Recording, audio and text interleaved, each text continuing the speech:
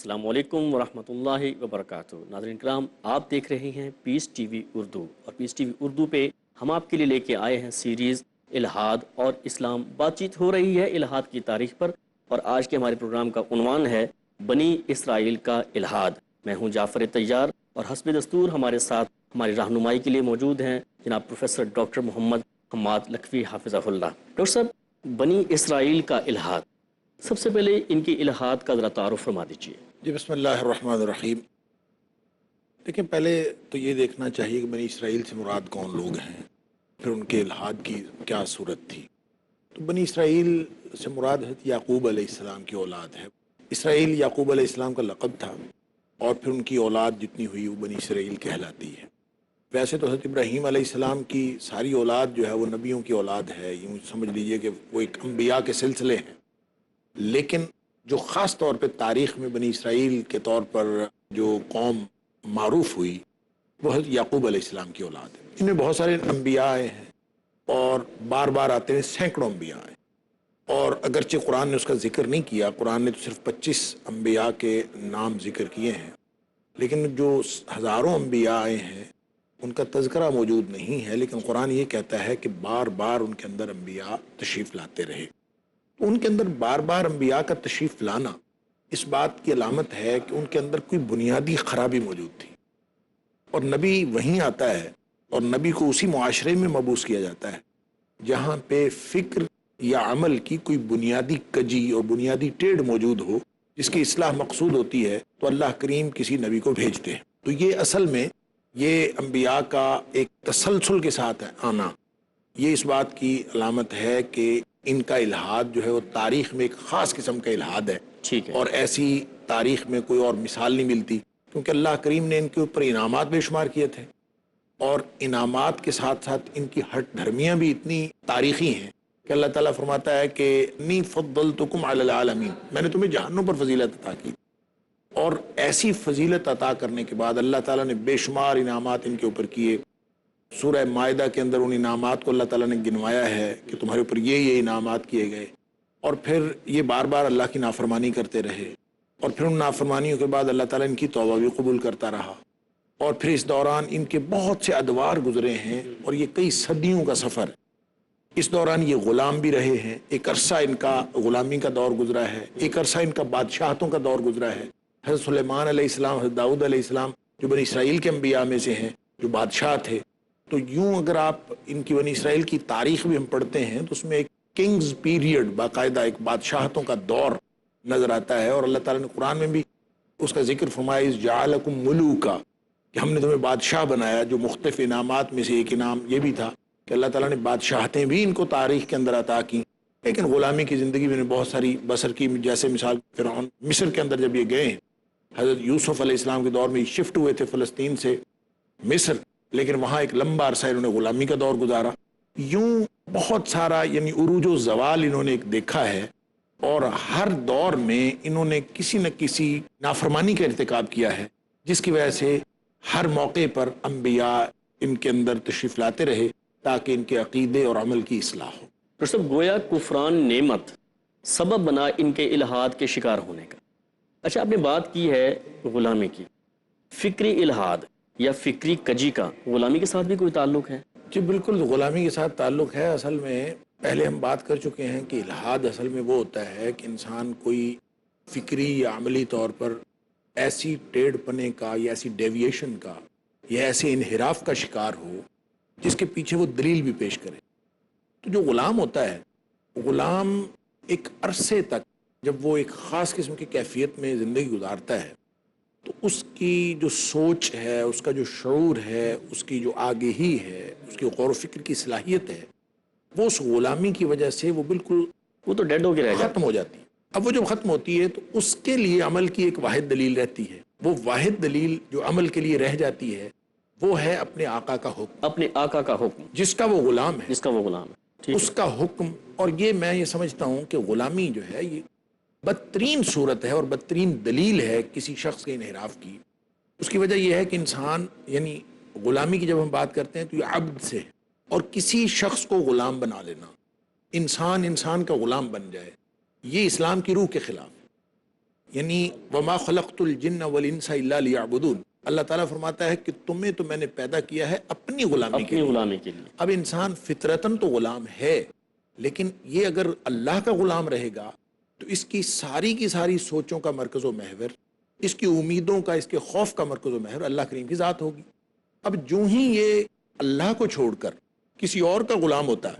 تو اس غلامی کی وجہ سے اس کے سوچ پر، فکر پر، اس کے اور پھر ہر عمل پر اس طرح سے اثر پڑتا ہے کہ یوں سمجھ لیجئے کہ پھر اس کا آقا اس کی دلیل ہوتا ہے، وہ اس کو کہے بیٹھ جاؤ۔ غلام تو وہ ہوتا ہے جس کا اپنا کچھ نہیں ہوتا، اور سب کچھ وہ اپنے آقا کی ملکیت ہوتا ہے، اس کا آقا جو اس کو کہے گا وہی کرے گا۔ لہٰذا غلام کوئی شخص اپنی رائے، غلام فرد ہو یا غلام قوم ہو، وہ اپنی کوئی رائے نہیں رکھتی۔ اور حضرت موسیٰ علیہ السلام نے جب فرعون کے دربار میں آ کے بات کی تھی، اس نے جب احسانات گنوائے کہ میں نے تمہارے اوپر احسان کیا تھا، جب آ کے حضرت موسیٰ علیہ السلام نے نبوت جب ملنے کے بعد جب وہ واپس تشریف لائے ہیں، حضرت موسیٰ علیہ السلام نے آ کے فرعون کے دربار میں جب دعوت دی تو فرعون نے احسانات گنوائے کہ تم تو وہی ہو، تمہاری ہم نے پرورش کی، تمہیں ہم نے یہ دیا، تو پالا پوسا، اور آج تم ہمارے خلاف اس طرح سے اٹھ کے کھڑے ہو گئے ہو۔ جب اس نے مختلف انعامات کی بات کی، احسانات کی بات کی، تو حضرت موسیٰ علیہ السلام نے اس موقع پر کہا، سورہ شعراء کے اندر اللہ کریم نے یہ بیان فرمایا ہے کہ حضرت موسیٰ علیہ السلام نے کہا تلک نعمت تمنها علی، کہ یہ ہے انعام کہ جو تم میرے اوپر احسان جتلا رہے ہو، یہ ہے وہ احسان جو میرے اوپر جتلا رہے ہو، کیا ان عبدت بنی اسرائیل، کہ تو نے تو بنی اسرائیل کو غلام بنا رکھا ہے۔ تو وہ جو غلامی تھی اس نے بنی اسرائیل کے عقل و شعور پر بڑے گہرے اثرات مرتب کیے ہیں، اور غلام جو ہوتا ہے وہ اپنی سوچ کے قابل نہیں رہتا۔ اس لیے علامہ اقبال نے کہا ہے نا کہ بھروسہ کر نہیں سکتے غلاموں کی بصیرت پر، کہ دنیا میں فقط مردان حر کی آنکھ ہے بینا، کہ جو آزاد ہوگا وہ دیکھے گا، وہ سوچے گا، وہ غور و فکر کرے گا، اور جب وہ آزادانہ غور و فکر کرے گا تو وہ اللہ کریم کی طرف پہنچ جائے گا۔ اور اگر کوئی شخص غلامانہ افکار رکھتا ہے تو اصل علامہ اقبال تو اس کو جوڑتے ہیں اخلاق کے ساتھ، اور کہتے ہیں کہ غلامانہ اخلاق جو ہیں وہ بدترین اخلاق ہوتے ہیں اس دھرتی پر، اور جو مرد حر ہوتا ہے اور مردان حر آزاد افراد جو ہوتے ہیں وہی اچھے اخلاق رکھ سکتے ہیں اور فضائل اخلاق کے مالک ہو سکتے ہیں۔ جو غلام قوم ہوگی وہ آہستہ آہستہ، اگر کوئی اچھے اخلاق کی قوم بھی غلام بن جائے تو آہستہ آہستہ وہ بھی اپنے افکار سے دستبردار ہو جاتی ہے اور فکری الحاد کا بھی شکار ہوتی ہے، اور ساتھ ہی ساتھ عملی الحاد کا بھی شکار ہوتی ہے، جسے اقبال نے یوں بیان کیا ہے کہ تھا جو ناخوب بتدریج وہی خوب ہوا، تھا جو ناخوب بتدریج وہی خوب ہوا، کہ غلامی میں بدل جاتا ہے قوموں کا ضمیر۔ یعنی انسان جو ہے وہ اپنے اس سوچ و فکر سے اور ہر طرح کی صلاحیت سے محروم ہو جاتا ہے اگر کوئی قوم غلام رہتی۔ تو ان کے ہاں تو ایک صدیوں کی غلامی تھی، لہذا آپ یہ کہہ لیجئے کہ جہاں دیگر بہت سارے عوامل تھے بنی اسرائیل کے الحاد کے، وہاں پہ یہ بہت بڑی بنیاد یہ تھی کہ یہ لوگ غلامی کا شکار رہے، لہذا غلامانہ اخلاق کے خوگر ہو گئے، اور غلامانہ اخلاق کے انفرادی اور اجتماعی سطح پر اس طرح کے ارتکاب کرنے سے اور اس طرح سے ان کی زندگیوں میں آ جانے سے پھر ان کا یوں سمجھ لیجئے کہ فکری طور پر بھی یہ اتنی دور جا گرے اور عملی طور پر بھی اتنی دور جا گرے کہ پھر ان کے اوپر بالآخر اللہ کا عذاب آیا۔ لیکن دیکھیے نا، اللہ تعالیٰ انسان کو توفیق دیتا ہے، تو ایک غلام حبشہ کا بھی تھا جسے دنیا بلال کے نام سے جانتی ہے، لیکن اس کو حق گوئی سے کوئی نہیں روک سکا۔ ڈاکٹر صاحب آپ نے بات کی انسانی اخلاق کی، یہ فکری الحاد کا انسانی اخلاق کے ساتھ بھی کوئی تعلق ہے؟ دیکھیں بات یہ ہے کہ جب آدمی، اخلاق تو عمل کا نام ہے نا، جو انسان عمل کرتا ہے، دیکھیں ایک عمل وہ ہوتا ہے جو ہم بناوٹ کر کے کرتے ہیں، ہر عمل کو اخلاق نہیں کہا جا سکتا۔ مطلب میں آپ سے ہنس کے بول لوں ایک خاص وقت کے لیے اور خاص مقصد کے لیے، میں آپ سے اچھے رویے کا اظہار کر دوں، یہ اخلاق نہیں۔ یہ اخلاق نہیں امام ہے۔ غزالی نے اخلاق کی ڈیفینیشن یہ کی ہے، اخلاق اصل میں ایک پورا سسٹم ہے۔ ٹھیک ہے، مثلا میں عرض کرتا ہوں، امام غزالی کہتے ہیں کہ اخلاق نفس کی اس حیت راسخہ کا نام ہے، اس پختہ کیفیت، گویا حیت راسخہ کا مطلب پختہ کیفیت نفس کی، اس حیت راسخہ کا نام ہے جس کے تحت انسانی اعمال و افعال بغیر تردد اور بغیر تکلف کے سر انجام پاتے ہیں۔ یعنی مطلب کیا ہوا کہ اگر کوئی شخص بناوٹ کر کے، تصنع کر کے اپنے آپ کو اچھا پیش کرتا ہے تو یہ اس کا اچھا اخلاق قرار نہیں دیا جا سکتا۔ جب وہ بغیر سوچے سمجھے اور بغیر تردد کے، بغیر تکلف کے، بغیر تصنع کے، بغیر بناوٹ کے جب وہ کوئی بھی کام کرے بے ساختگی میں تو وہ بھی اچھا ہو تو پھر وہ اچھے اخلاق کا ہوگا، اور اگر وہ برا ہے اس کا عمومی اور مجموعی رویہ پھر وہ برے اخلاق کا ہوگا۔ تو قوموں کے اندر یہ جو اخلاق ڈیولپ ہوتے ہیں یہ ان کے پس منظر اور اس کے براٹ اپ کی وجہ سے ڈیولپ ہوتے ہیں۔ اگر قوم کوئی، میں نے پہلے عرض کیا کہ اقبال تو غلامی اور آزادی کو اخلاق کے ساتھ جوڑتے ہیں، وہ کہتے ہیں کہ بدترین اخلاق اصل میں غلامانہ اخلاق ہوتے ہیں۔ تو اس کا مطلب یہ ہے کہ جو قوم اپنی تاریخی اعتبار سے فکری یا عملی طور پر غلامی کی خوگر ہو وہ کبھی بھی اعلیٰ اخلاق کی قوم نہیں ہو سکتی۔ لہٰذا جب ہم بنی اسرائیل میں دیکھتے ہیں تو بنی اسرائیل میں خاص طور پر جو ان کے اندر معاشرتی اخلاق کے اعتبار سے اور باہمی ایک دوسرے کے ساتھ تعلقات کے اعتبار سے جو خاص ہمیں وصف نظر آتا ہے کہ نہ تو یہ ایک دوسرے کے خیر خواہ تھے اور نہ یہ ایک دوسرے کو اپنا خیر خواہ سمجھتے تھے، حتیٰ کہ احسان یعنی جو دیگر رذائل اخلاق ہیں، جھوٹ ہے، غیبت ہے، حسد ہے، تکبر ہے، فساد ہے، وہ تو چیزیں آ ہی جاتی ہیں، حتیٰ کہ انسان احسان فراموشی کو بھی اس طرح سے اپنا لیتا ہے اور اس کو اخلاقی دلیل کے ساتھ اپنا لیتا ہے، کیونکہ وہ سمجھتا ہے کہ سچویشنل فائدہ ہی اصل فائدہ ہے اور غلام جو ہے صرف سچویشنل فائدہ لیتا ہے۔ لہٰذا محسن کی جو پہچان ہے وہ بھی انسان کی ختم ہو جاتی ہے۔ اور دیکھیں موسیٰ علیہ السلام نے مثال کے طور پر قبطی لڑ رہا تھا بنی اسرائیلی سے، حضرت موسیٰ علیہ السلام وہاں پہ پہنچے اور وہاں پہ پہنچنے کے بعد اس کو سمجھایا بجھایا، وہ نہیں مانا تو مکہ مارا، فوقظہ فقضى علیہ، موسیٰ علیہ السلام نے مکہ مارا، وہ فوت ہو گیا، وہ شخص فوت ہو گیا۔ اب موسیٰ علیہ السلام تو بنی اسرائیلی کی مدد کر رہے تھے، وہ شخص فوت ہو گیا، بات ختم ہو گئی، اگلے دن وہی شخص وہی بنی اسرائیلی پھر کسی سے لڑ رہا ہے، اور جب یہ لڑائی جاری ہے تو موسیٰ علیہ السلام پھر اس کے قریب آئے، تو روز لڑتا ہے، جو ہی اس کے قریب آئے، حالانکہ موسیٰ علیہ السلام اس کے محسن تھے، کل آپ نے احسان کیا اور پھر اللہ کے نبی تھے، پھر ان سب کے بڑے تھے مقام مرتبے کے اعتبار سے، لیکن اس نے قطعاً نہ کچھ اسے اس احسان کا خیال رکھا، نہ اس نے کسی بات کا خیال رکھا، بلکہ وہ فوراً کہتا ہے، قرآن کہتا ہے کہ اس نے فوراً کہا کہ تو مجھے قتل کرنا چاہتا ہے، کما قتلت نفسا بالامس، جس طرح تو نے کل ایک شخص کو قتل کیا اسی طرح تو مجھے بھی قتل کرنا چاہتا ہے۔ موسیٰ علیہ السلام اس کے قریب، یعنی وہ ساری بات بھول گیا کہ یہ محسن بھی ہے، اس نے میرے ساتھ کیا تعلق تھا، وہ ہر چیز بھول کے۔ ڈاکٹر صاحب دیکھیے کہ رسول کریم صلی اللہ علیہ وسلم کی کیا ہی وہ خوبصورت حدیث ہے کہ جس پر احسان کرو اس کے شر سے بچو۔ ناظرین یہاں پہ وقت ہوا ہے ایک بریک کا، ملتے ہیں ایک بریک کے بعد۔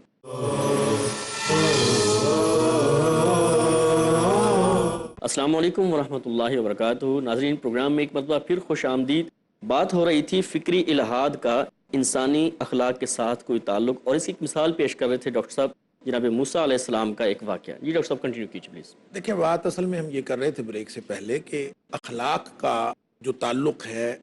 الحاد کی بیک گراؤنڈ کے ساتھ، اگر کوئی قوم الحاد کا شکار ہوتی ہے تو پھر اس کا جو بگاڑ ہوتا ہے وہ بھی ہمہ گیر ہوتا ہے،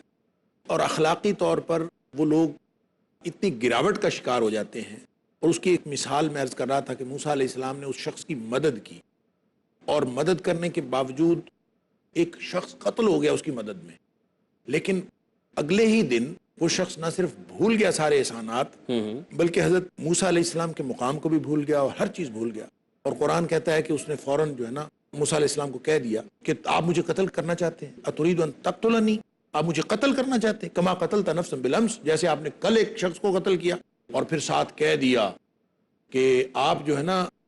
کوئی ایسا نہیں ہے کہ آپ کسی کا کوئی اصلاح کرنا چاہتے ہیں، ان تريد ان تكون جبارا فی الارض، جیسے آدمی کہتا ہے نا بدماش بننا چاہتے ہیں، نعوذ باللہ من ذالک، آپ تو گویا اپنی سرداری قائم کرنا چاہتے ہیں، ایک زبردست آدمی بننا چاہتے ہیں، آپ کا اصلاح کا کوئی تعلق نہیں،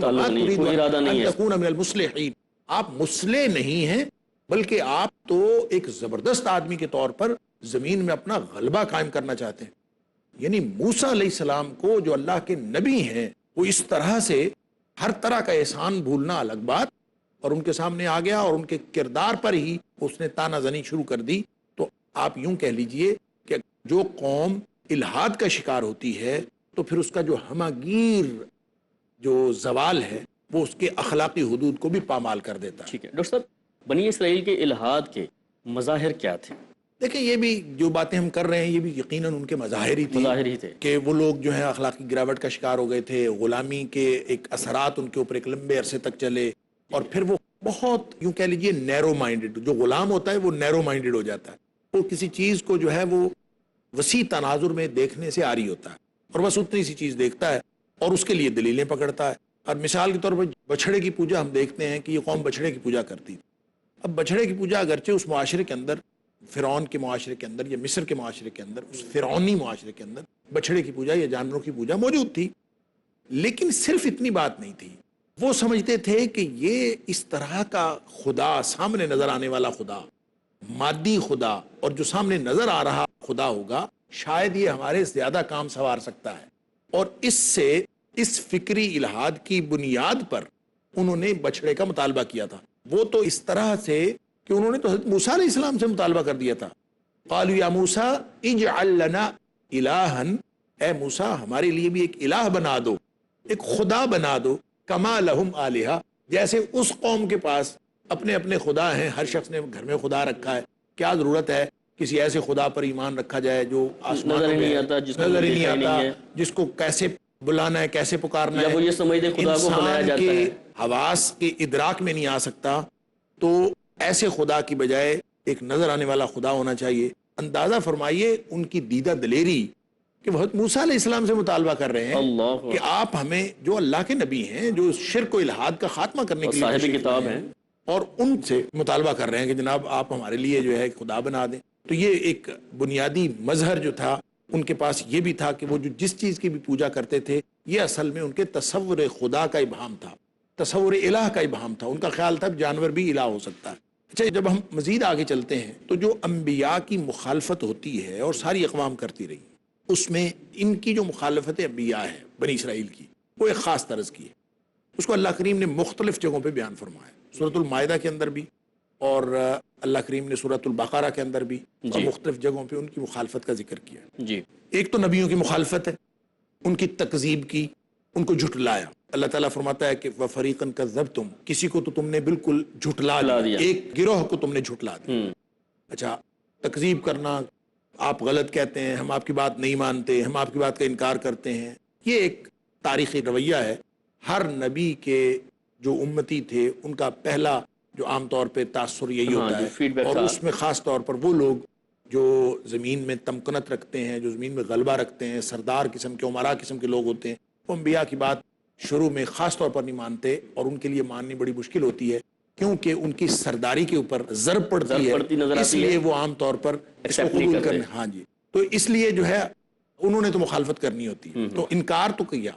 لیکن جو بہت بڑی بات جو انہوں نے کی، جس کا قرآن نے ذکر کیا ہے کہ فریقاً کذبتم و فریقاً تقتلون، اللہ اکبر، سورہ بقرہ میں یہ کہا، سورہ مائدہ میں کہا فریقاً کذبوا و فریقاً یقتلون، اور ان کے بارے میں قرآن کہتا ہے تھے کون، کیوں کرتے تھے، اس کی دلیل پیچھے کیا تھی۔ فرمایا کلما جاءہم رسلا بما لا تہوی انفسہم، جب بھی ان کے پاس کوئی رسول آیا اور وہ رسول جو تعلیمات لے کے آتا تھا وہ ان کی خواہشات کے ساتھ کمپیٹیبل نہیں تھی، وہ تھی اصل میں کمپیٹیبلٹی کا فرق تھا کہ وہ ان کی خواہشات کے مطابق نہیں تھا۔ ان کا یہ دل کرتا تھا کہ نبی ایسا دین دے جس میں ہماری خواہشات شامل ہوں، ہماری خواہشات بھی پوری ہوتی رہیں اور ہم دیندار بھی کہلائیں۔ آپ دیکھیں جدید ترین دور میں، یعنی آج جس دور میں ہم زندگی گزار رہے ہیں، اگر اس دور میں الحاد کے جو مختلف پہلو دیکھیں تو سب سے نمایاں پہلو یہی ہے کہ لوگ دین کو اپنی خواہشات نفس کے مطابق بنانا چاہتے ہیں، اور دین اگر اپنی خواہش نفس کے مطابق ہو جائے، یعنی جو میں چاہتا ہوں اگر دین اس کے مطابق ہو جائے تو دین ایکسیپٹیبل ہے، اور نہیں ہے تو پھر اس کے خلاف ہے۔ تو قرآن یہی کہتا ہے کہ بنی اسرائیل کا الحاد بھی یہی تھا کہ کلما جاءہم رسول بما لا تہوی انفسہم، خواہش نفس کے خلاف تھا، ان کی خواہشات کی تکمیل کے راستے میں رکاوٹ بنتا تھا، لہذا فریقاً کذبوا و فریقاً یقتلون، یا فریقاً کذبتم و فریقاً تقتلون، دو مختلف پیرایوں میں قرآن نے ایک جگہ پہ سورہ بقرہ میں ڈائریکٹ خطاب کیا ہے کہ تمہارا کردار یہ تھا کہ انبیاء کے ایک گروہ کو تو تم نے جھٹلا دیا اور ایک گروہ کو تو قتل ہی کر دیا۔ ایک جگہ کہا وہ قتل کرتے رہے غائب کے صیغے میں۔ اب یہاں پہ ایک بہت بنیادی نقطہ ہے جعفر صاحب سمجھنے کا، جھٹلا دیا، یقتلون یا تقتلون، ان کے خلاف ان کو قتل کیا، مانا تو ہم یہ کرتے ہیں کہ اس کو قتل کیا، ان کو قتل کر دیا، اور جب ہم دیکھتے ہیں تو تاریخ میں ایسے ہمیں ملتے بھی ہیں انبیاء. حضرت یحییٰ علیہ السلام کو قتل کیا گیا, زکریا علیہ السلام کو قتل کیا گیا, اور ان لوگوں کو یعنی انبیاء کو یہ قتل تو کرتے تھے. گویا ہر قوت خیر کو کچل دینا. کہ یہ جو انبیاء کو قتل کرنا ہے نا, اس کے بارے میں قرآن کا جو بیان کا پیرایا ہے وہ قابل غور ہے. قرآن نے کہا ہے فریقاً کذبتم و فریقاً تقتلون, یا فریقاً کذبوا و فریقاً یقتلون. اس میں جو کذبتم یا کذبو کا لفظ ہے وہ ماضی کے صیغے میں ہے. یقتلون یا تقتلون کا جو لفظ ہے یہ مضارع کا ہے. ٹھیک ہے جی. فرق یہاں سے کیا نکلتا ہے؟ ایک بڑا لطیف فرق ہے. جھٹلا دیا یہ تو وہ امر ہے جو واقع ہو گیا, نبی آئے تم نے جھٹلا دیا. لیکن یہ جو قتل کرنا ہے نا, نبی کو تو قتل کیا جا سکتا ہے, رسول کو نہیں قتل کیا جا سکتا. رسول کو جو قتل کرنا, جو اللہ کی طرف سے پیغام لے کے آتا ہے, جیسے نبی پاک صلی اللہ علیہ وسلم کو اللہ تعالیٰ نے فرمایا واللہ یعصمک من الناس, اللہ تعالیٰ لوگوں سے بچائے گا, آپ کا تحفظ اللہ تعالیٰ خود فرمائے گا. رسولوں کا تحفظ اللہ تعالیٰ کرتا ہے, اور اپنی مشیت کے تحت اللہ تعالیٰ نبیوں کو, گویا اگر ہم یہ کہیں کہ کسی کو جھٹلا دیا, کسی کو قتل کر دیا, تو اس کا مطلب ہے سارے رسول, سارے نبی سب قتل ہو سکتے ہیں. ایسا نہیں ہے. اللہ تعالیٰ بعض اپنے چنیدہ انبیاء کی حفاظت بھی کرتا ہے, اور حضرت ابراہیم علیہ السلام کو بچا لیا, آگ سے بچا لیا. لوط علیہ السلام کو وہاں پہ عذاب آیا, پہلے ہی نکال لیا. اور نوح نبی علیہ کریم صلی اللہ علیہ السلام وسلم کی حفاظت کی, اور یونس علیہ السلام کو مچھلی کے پیٹ سے نکال لیا. تو اللہ تعالیٰ حفاظت کرتا ہے. تو اس کا مطلب یہ ہوگا, مفسرین نے یہاں پہ ایک بڑا لطیف نقطہ نکالا ہے کہ یقتلون اور تقتلون کا جو مضارع ہے, مضارع کا صیغہ یہ بتاتا ہے کہ وہ قتل کے درپے رہے, مسلسل برسرے پیکار رہے, نبیوں کے خلاف لڑتے رہے. اس کا لازمی مفہوم یہ نہیں ہے کہ قتل کر دیا, بلکہ اس کا مطلب یہ ہے مسلسل لڑتے رہے, مسلسل انبیاء کے خلاف برسرے پیکار رہے. ایک نبی آیا اس کے خلاف برسرے پیکار, دوسرا نبی آیا اس کے خلاف برسرے پیکار. یہ ہے ان کا ایک مستقل رویہ جس کا قرآن ذکر کرتا ہے. اور اگلا پوائنٹ وہ ہے جو آپ ذکر کر رہے تھے کہ ہر قوت خیر کو کچل دیں. جی, نبی تو قوت خیر ہوتا ہی ہے. نبی کو قتل کر دینا, نبی کو جھٹلا دینا. قرآن کہتا ہے ان الذین یکفرون بآیات اللہ ویقتلون النبیین بغیر حق, نبیوں کو بغیر حق کے ان کے خلاف مقاتلہ کرتے ہیں, لڑتے ہیں اور کافر بھی ہیں. ویقتلون الذین یأمرون بالقسط من الناس, وہ لوگ جو ان حق اور انصاف کی صدا بلند کرتے ہیں لوگوں میں سے, یہ ان کو بھی قتل کرتے ہیں. ڈاکٹر صاحب آپ کی بہت ہی قیمتی باتیں ہیں, تاریخی باتیں ہیں, اور یہ دل تو چاہتا ہے کہ اس کو سنتے ہی جائیں, لیکن ہمارے پروگرام کا وقت جو ہے وہ مکمل ہو چکا ہے. ہم انشاءاللہ اس کو اگلے کسی پروگرام میں ڈسکس کریں گے. ناظرین, آپ نے دیکھا آج کے پروگرام بنی اسرائیل کا الحاد, اس پہ ہماری بات چیت ہو رہی تھی, اور الحاد کی تاریخ میں بنی اسرائیل نے جو الحاد کیا اس کے بارے میں ڈاکٹر صاحب ہمارے رہنمائی فرما رہے تھے. انشاءاللہ ہم بقیہ چیزوں کو اگلے پروگرام میں انشاءاللہ ہم دیکھیں گے. تب تک کے لیے اجازت دیجیے. السلام علیکم ورحمۃ اللہ وبرکاتہ.